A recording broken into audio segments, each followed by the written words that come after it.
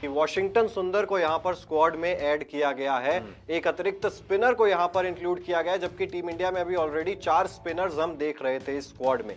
तो वॉशिंगटन सुंदर को लाने के क्या मायने हैं यहां पर, इस पर चर्चा करनी काफी ज्यादा जरूरी है, क्योंकि 2021 के बाद वॉशिंगटन सुंदर का कमबैक होने जा रहा है। इंग्लैंड सीरीज जब हमने इसी साल देखी थी, उसके लास्ट के 3 मैचेस के लिए उन्हें स्क्वाड में ऐड जरूर किया गया था, प्लेइंग 11 में खेलने का मौका नहीं मिला।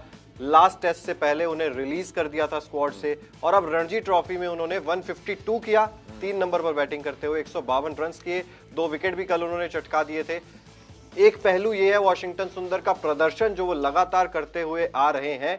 दूसरा, जब आपके पास अश्विन, रविंद्र जडेजा, अक्षर पटेल, कुलदीप यादव, आपके पास 4 स्पिनर्स मौजूद हैं, तो आपको 5वें स्पिनर की क्या जरूरत आन पड़ी थी ऐसी एकदम से, आपने उन्हें पुणे बुलवा लिया रणजी ट्रॉफी से कि हमें वॉशिंगटन सुंदर चाहिए। मजबूरी, जरूरी, ये क्या है?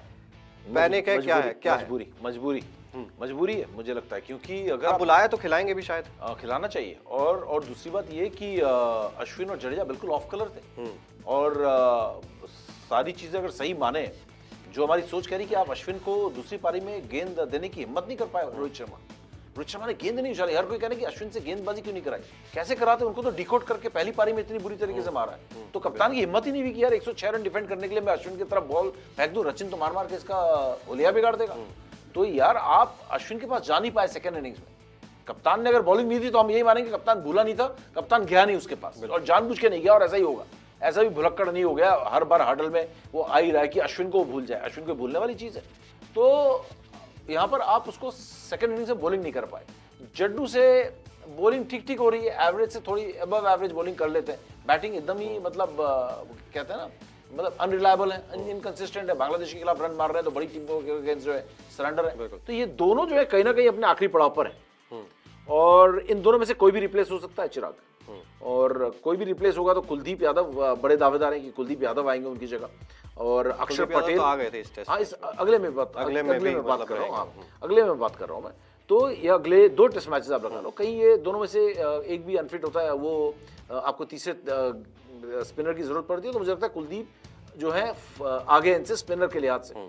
लेकिन आप देखोगे कुलदीप से पहले अक्षर पटेल आ जाते हैं टीम में, वनडे हो, T20 हो, टेस्ट मैच हो, आप अक्षर के पास चले जाते हैं।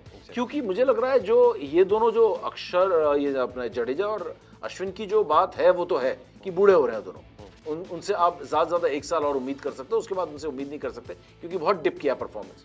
लेकिन मुझे ऐसा लग रहा है कि अब ये जो 4 स्पिनर है, नहीं 3 हुए, अक्षर, कुलदीप और वॉशिंगटन सुंदर, 3 जो ये स्पिनर्स है, इनमें से 2 जो है आने वाले 10 सालों में लगातार आपको टीम में दिखेंगे। Exactly. और वो कौन से 2 दिखेंगे ये बड़ा दिलचस्प है।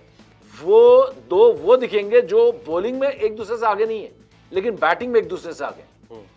अगर आप देखो कुलदीप से पहले जो है अक्षर को मौका मिल जाता है हमेशा, क्यों बैटिंग अच्छी कर लेते हैं, और अगर वॉशिंगटन सुंदर आते हैं तो अक्षर और वॉशिंगटन सुंदर दोनों कुलदीप से आगे हैं। बिल्कुल।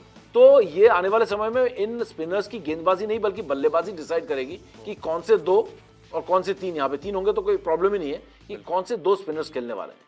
क्योंकि आपको ऐसा स्पिनर चाहिए जो विकेट कीपर की तरह हो गया। पहले विकेट कीपर भी रन नहीं बनाते थे, wicket keeper is to be specialize position, पीछे खड़े रहते थे, 9वें नंबर 10वें नंबर में बैटिंग करते थे। किरमानी साहब ने 1-2 बार रन बनाए, किरण मोरे ने भी, नैन मोंगिया ने भी ओपन भी किया, तो आए वो आगे तो अपने आप आ गए। लेकिन विकेट कीपर्स को रन बनाने की कोई ऐसी लोड नहीं थी। बॉलर्स, प्योर बॉलर जी, मुझे बैटिंग आती ही नहीं है, मतलब 6-7 के बाद सब जो है लंगड़े चले आ रहे हैं, तो वो कॉन्सेप्ट ही खत्म हो गया।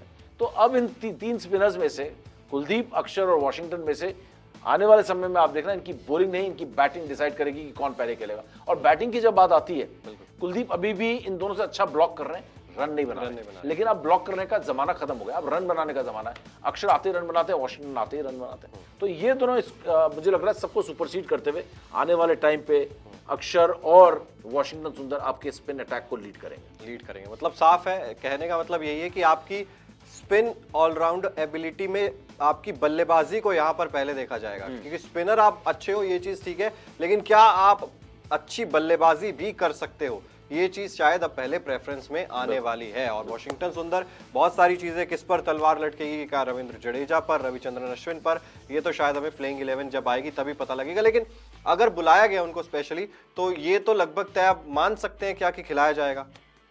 नहीं मान सकते। नहीं, वो स्टैंड बाय होंगे। मुझे लग रहा है कि खिलाया जाएगा तो किसकी जगह खिलाया जाएगा, सवाल ही उठता है। क्या आप अश्विन की जगह वाशिंगटन सुंदर को खिलाओगे या रविंद्र जडेजा की जगह खिलाओगे? तो ये मुझे लग रहा है कि तीसरा स्पिनर होगा तो कुलदीप ने बहुत अच्छा परफॉर्म किया, कुलदीप ने कोई गलती नहीं की, उसको बेचारे को बाहर कर दो आप। तो मुझे नहीं लग रहा वाशिंगटन सुंदर को 11 में जगह मिल रही है, मुझे नहीं दिख रहा है इस समय। हाँ, अश्विन और जडेजा में से एक अगर ड्रॉप होता है तो मुझे लगता है कि वाशिंगटन सुंदर को जगह मिलेगी, चाहे कोई भी ड्रॉप हो जाए। लेकिन अगर यही दोनों खेल रहे हैं तो मुझे नहीं लग रहा कोई चेंजेस होंगे। 3 खेलेंगे तो मुझे लगता है कि इट कुड बी वाशिंगटन सुंदर, रविंद्र जडेजा एंड कुलदीप यादव।